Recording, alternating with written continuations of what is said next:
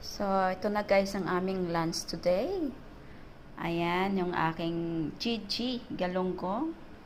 Ayan, ang crispy nito, ma-crispy. Ang aking eggplant. Ayan.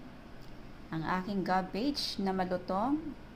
At ang aming pansit. At syempre rice ng aking kasama kasi anyway guys, ayan, 6 months na po. Mahigit na 6 months si Krisha hindi na nagra-rice. Ayan, wala na po akong noodles na kinakain. Wala na akong rice na kinakain. At hindi na ako nagko-coffee. At hindi na ako nagso-soft drinks. Ayan, wala na guys. Tinanggal na ni Krisha yon. Kaya kontento na ako sa mga kinakain kong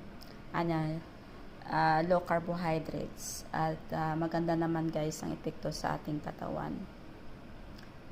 So, at saka syempre guys, yung aming suka. Anyway, yun, suka to. Ito yung suka namin. Yung suka ko. Ayan, mamaya maglalagay ako ng suka dito. Ayan, sa aming saucer na, ayan, parang pusa. Ayan. At syempre yung kasama ko, meron din siya dito na kanyang suka. Ayan, kanya-kanya kaming timpla ng suka guys. Ayan, ayan yung suka niya. So, inaantay ko lang siya guys. Anyway, maaga pa para kumain. Pero dito lang yan, standby na lang. Kasi mamaya-maya 11 o'clock, kakain na kami.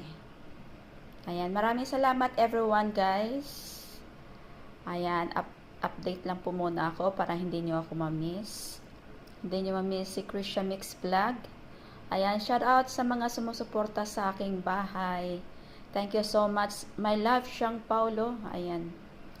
Team Shang, Team Max03 at Team Cute. At sa lahat guys, individual. Thank you so much sa inyo. Ayan. Bye everyone. Nangangasim kasi ako sa suka kaya sumablay ako ng salita. Ayan. Sa live buying ako kaya nilunok ko yung aking laway. Kasi sobrang love ko talaga guys ang suka. Ayan, may ano to guys, ayan o. May cucumber. Ayan, siyempre yung chili natin. Tapos may ano to, may paminta. At saka may buong ano, ayan o, buong garlic at sibuyas. Ayan lang guys. At wala nang iba pa. Ayan. Thank you so much everyone. Bye-bye.